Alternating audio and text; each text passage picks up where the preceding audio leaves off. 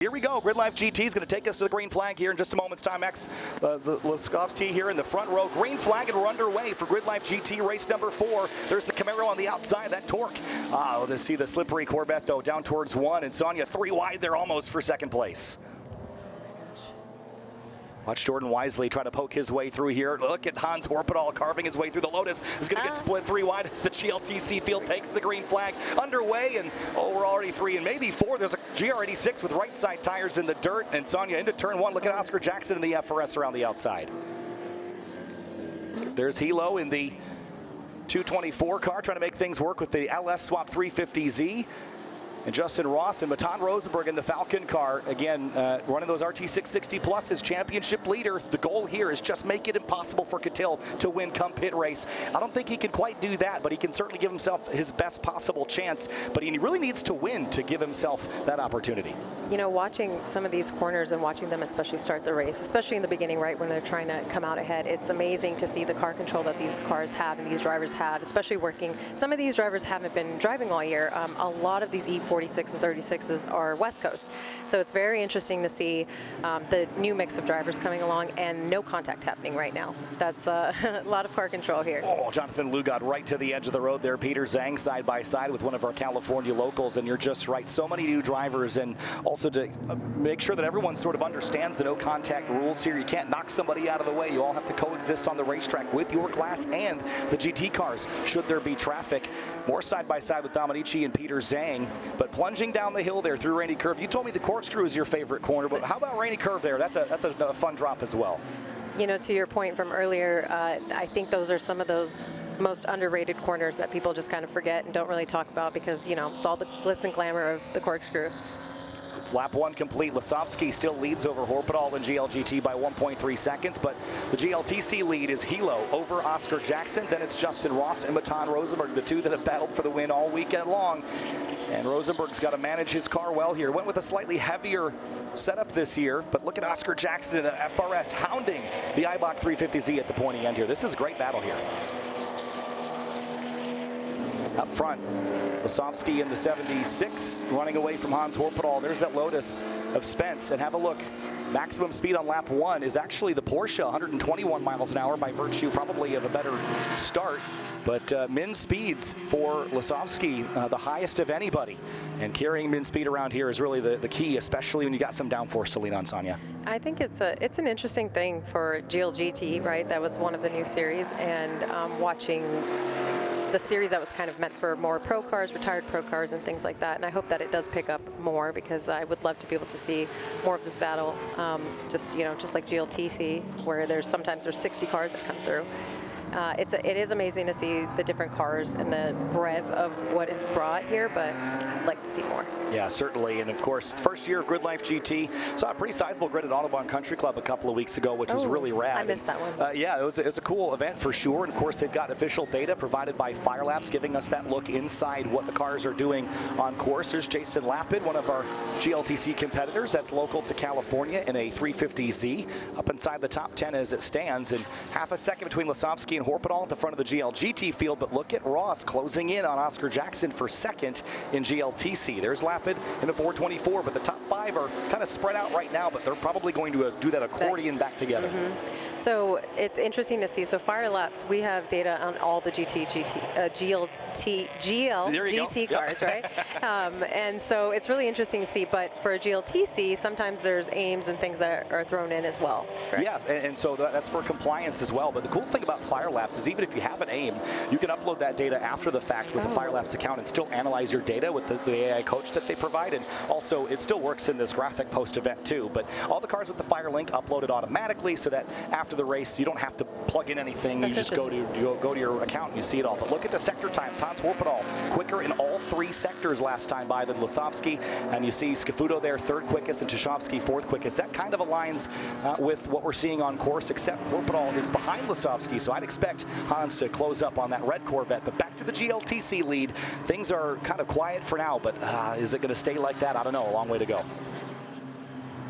Down into the corkscrew here, that 4-story drop. You got a 350Z that's taken that plunge a couple of times. Yes.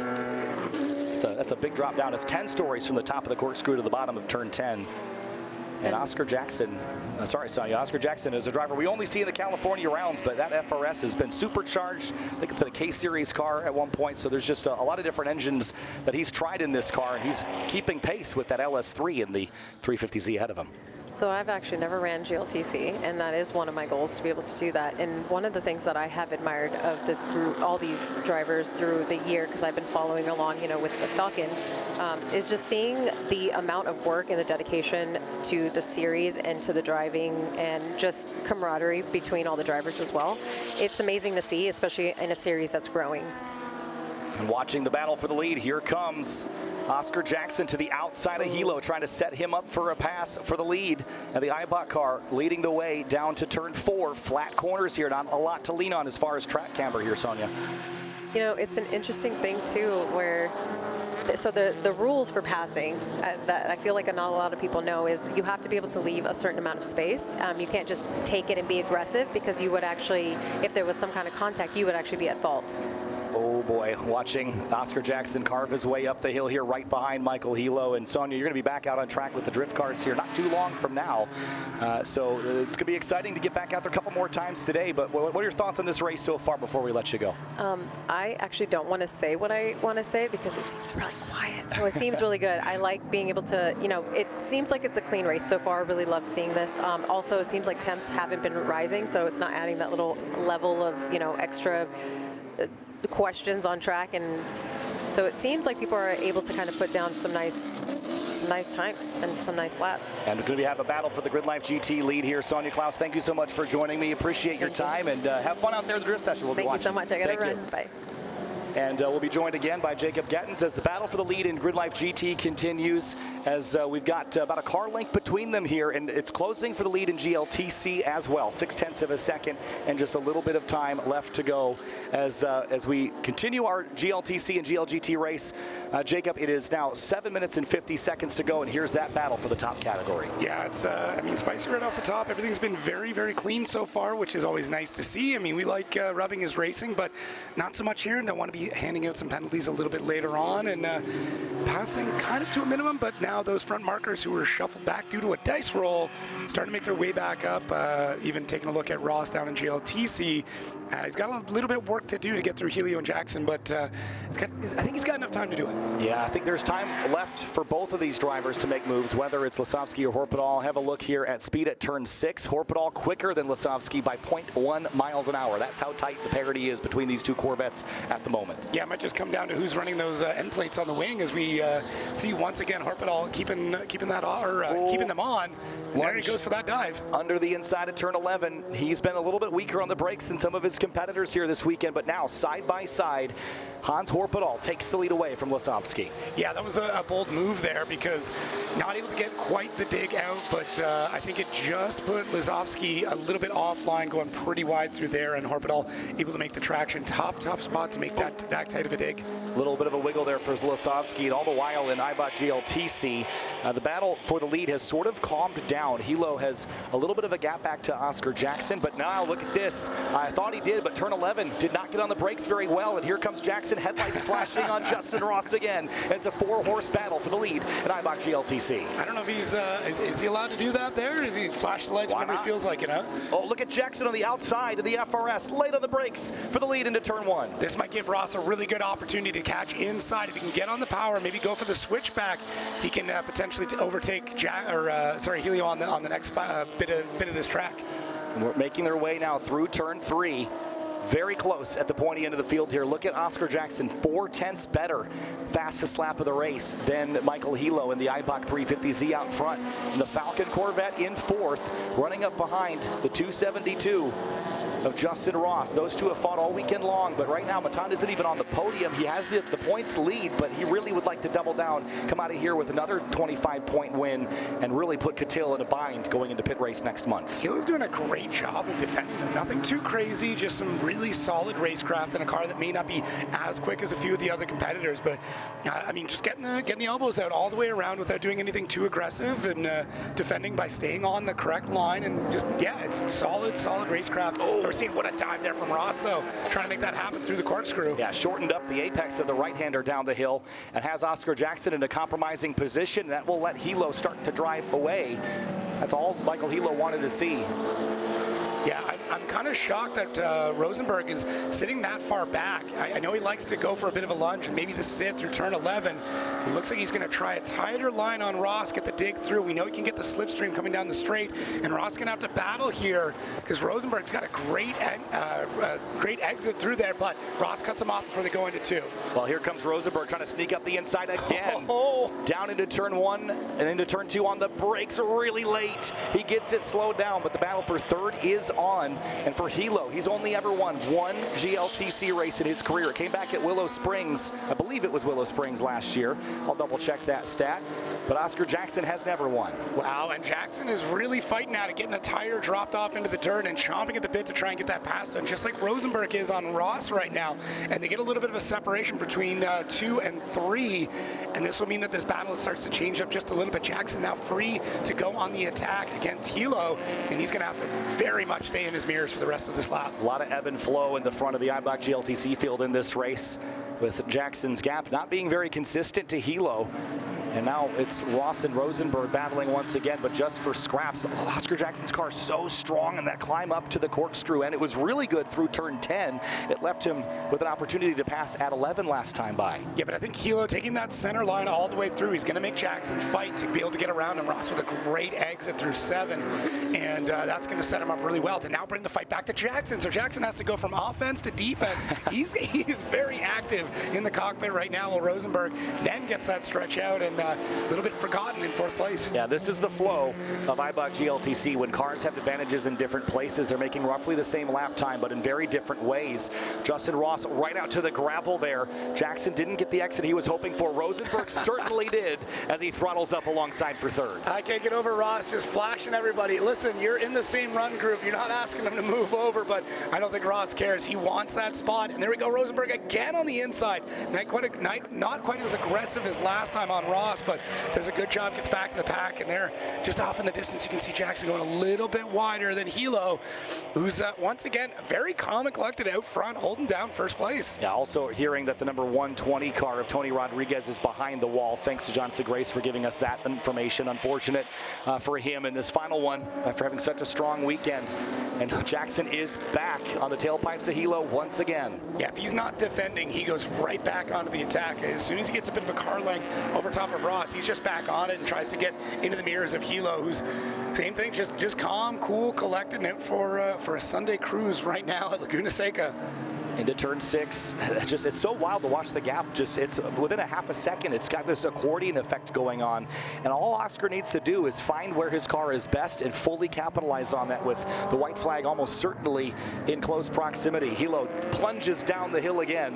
What a way to cap off a weekend with his 2nd ever career win, if he could hang on over Jackson, Ross, and Rosenberg. Yeah, I'm expecting Jackson to make up a little bit more time through 11 and try and bring that fight back to it. Now we see, as it happens one more time, Ross falling back a little bit, and Rosenberg, this is where he's going to go for that dive into 11. Can he cut it a little bit shorter? Ross is going to defend to the inside, but Rosenberg on a much tighter line has to fall back into pace, and now becomes a drag race down the front straight. Ross opting to defend mid-line, basically mirroring what is going on with the cars in front of him, and will Rosenberg go for another dive, now electing to go to the outside? Does he go for the switchback into the double apex of turn 2? Last lap, 1 to go. Next time by will be to the checkers. Battle for 1st, battle for 3rd in Eibach GLTC. Michael Hilo in the Eibach 350Z, holding off Oscar Jackson, Justin Ross, and Baton Rosenberg. It's likely going to be very close for them as far as the weekend points are concerned to see who will go off and win that race. Here's Hans Horpedal down the hill for the final time in GLGT. Yeah, he's holding down really well over Lewowski, who's kind of fighting through and just trying to keep that other Corvette within sight throughout the rest of this lap. But for Horpedal, it's been a very comfortable cruise, a very comfortable weekend for him as we swap back to TC. And the battle again, look at how close Jackson is right now on Hilo. Hilo, is he going to be able to make that dive again into the corkscrew? Oh, Michael Hilo is going to have so much pressure coming up the hill for the last time up to the famous corkscrew. Hilo in the Eibach 350Z, trying to claim his 2nd win ever. Hans Horpedal wins in GRIDLIFE GT over Lasovsky and Scafuto in the Camaro, but all eyes are on the GLTC battle down the hill for the last time. Hilo's got a couple of turns left just to hold off Jackson, Ross, and Rosenberg. Everybody fighting all the way through, and McGuigan, I mean, starting to come back into the fight very late in this. If there's a mistake from anybody, he could strike, but for right now, Hilo has just got a little bit left to keep things tidy and hold on to this lead. Last corner, Oscar Jackson hard on the brakes, late on the brakes to try to steal it away. But Michael Hilo, after winning at Willow Springs in California last year, is going to bring it to the checkered. He is going to win Eibach GLTC race number 4. And for second place, Oscar Jackson steals it, then Justin Ross grabs third, and he will also win the weekend here in GRIDLIFE Touring Cup over Matan Rosenberg. That is critical for Eric Catil, who's watching from home, and all he was hoping was that Rosenberg didn't come out of here with 4 wins, and Rosenberg got 1. Wow, what a turn of events. Rosenberg really came in here as a favorite, but Ross able to muck up that weekend a little bit, and same with Hilo, who just great driving out front. As soon as he got that clean area, he was good. Qualifying didn't go the way he wanted it to, but was able to come through after that swap and hold on to it. But in GT, Horpedal, that story all weekend. What a crazy run for him from start to finish. Let's have a look here at our race results for our last race of the weekend. Hans Horpedal again is going to pick up the win on the weekend here in GRIDLIFE GT. Job well done. I think that'll be the first place trophy he's won on a weekend. Max Lasovsky in the red Corvette, then Anthony Scafuto in third. Jordan Wisely grabs fourth, then Stephen Bright, and of course I don't think that Lotus was able to finish this race down in 6th place, unfortunately. In Eibach GLTC though, this was a big one. Michael Hilo, the 224. Job well done. Second win ever. Yeah, amazing. Then Oscar Jackson behind him. Justin Ross falling back into third. Matan Rosenberg taking 4th and 5th. Joe McGuigan, I thought he was going to strike back at the last minute. Abdul Osmani, Jason Lappa, Jonathan Lugan, Asmaf Mohammed. Top 10 for him. And Christopher Rosales in that RX-7 grabbed a top 10 spot. Eric Avier, Peter Zhang, Anthony Dominici, Daniel Geraldo from Toyo Tires, and Sergio Orestes. By the way, that guy's last name is actually Sergio Perez. And just to avoid confusion, went with Orestes, his middle name. That was helpful for us. Yeah. It would have been really cool to have Perez out there. Checo. Josh Fleur, Ryan Fitzgerald, and Tony Rodriguez wrapping up the Eibach GLTC field, Jacob. What a great run, and it might be controversial, but I say keep multi-class going. That was great. Let's have a look at the highlights here from our 4th and final race of the weekend for GRIDLIFE GT and Eibach GLTC. On the start, it was Lasovsky in the red Corvette that led the way to the green alongside Scafuto in the Camaro. And that's how it was for the first couple laps. We watched on the Fire Laps information, courtesy of the Fire Links. And we saw Hans Horpedal closing in lap after lap after lap, just a little bit faster in the corners, a little bit better in each sector. Ultimately went down the inside at 11 and out-dragged Lasovsky to the start-finish line, took the lead, and drove away after that. And again, Horpedal just picking up trophies left and right here in this silver Corvette. And after running an S2000 in Eibach GLTC, he just lit the afterburners and took home another win on the season. And we'll hopefully see him at pit race as well. Eibach GLTC, though, on the invert. Hilo had the pole, and he never gave it up, Jacob. Down into turn 1, it was a pretty wild start, but Oscar Jackson in that number 469 Scion FRS chased him lap after lap after lap, just could not quite get back to him. Yeah, if you look at pick up just a little bit more time in that car and get a little bit more aggressive on the attack, because his defense completely locked in all the way through. Jackson breathing down his neck the entire time. Ross never giving up at any point in time. I mean, that top 3 jockeyed back and forth, and you can really get an idea of the different sectors that everybody had and how that all played out. But at the end of the day, only one driver is walking away holding that checkered flag, and Hilo doing an amazing job playing Minister of Defense. Yeah, that was a beautiful job for Michael Hilo as well. And as we look at the weekend points, 25 for Hilo should leave him with about 68 points. That might put him on the podium for the weekend as well. Maybe McGuigan is going to beat him. But let's head down and talk to our GRIDLIFE GT winner with Jonathan Grace. It's Hans Horpedal victorious again. Perfect Sunday drive, 2 for 2 for Hans Horpedal here in the final GLGT race of the season. You had traffic to contend with multi-class racing this weekend. Just give me your impressions after a perfect sweep on Sunday. You know, you just take what's given to you. I mean, we were kind of managing a brake issue, which we just found out last night. So, you know, just did enough that we needed to do to get in front. Max had a great drive in race 4. He gave me a little bit of opportunity to get next to him in turn 11 on, I don't remember what lap it was. But as soon as I saw him, you know, struggle a little bit on the brakes, I thought that was probably the place to do it. I had planned to do it at the top of the corkscrew because he was a little early on the brakes there, but then that popped up, and so I just took it. Well, perfect way to end Sunday. The final race in GLGT. Hans Horpedal goes 2 for 2, guys. Thanks, Jonathan, and job well done for Hans Orpedal, doing some work with us in the paddock here as well, helping us out. And there's a look at some of the Lotai multiple down here this weekend. Really cool cars that the West Coast brings. And GridLife GT had some very unique cars. Didn't see a lot of Tuchovsky in the Porsche in this event, but an air-cooled Porsche, that was pretty cool. And sounds like we also might have our race 4 winner in Eibach GLTC, Michael Hilo, standing by with Jonathan Grace.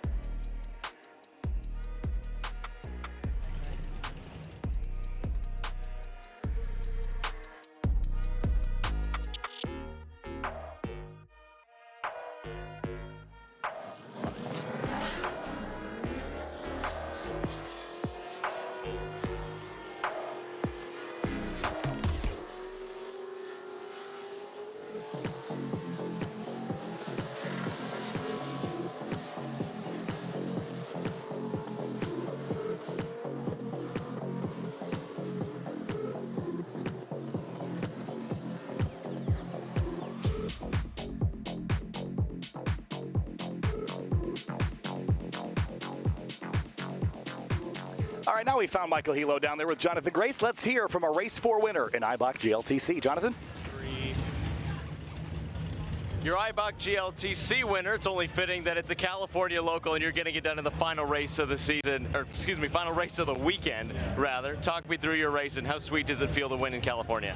Well, it was great to get the gift of pole from the random invert through the dice roll. And I knew the strengths of this car, it's one of the heavier cars and faster cars in the class, so I knew I had to play to those strengths, kind of back them up in the corners and just play defense the whole time as much as I could. I knew it wasn't going to get around me on straight, so I just kept it exactly the same every single time, and it played out. So I'm excited. This is the first event that this car's had no issues since the very start of the season, so from going from DNFs to winning a race, I'm over the moon. So. Well, a great way to take home some hardware. Talk me through those last couple of laps, because the top 4, I think, finished maybe with a blanket thrown over them. Were you driving in your mirrors in the last couple of laps?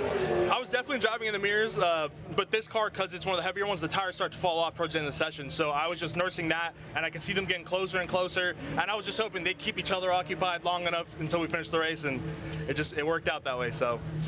Well, Michael Hilo capping off the GLTC weekend with a win in race 4, guys.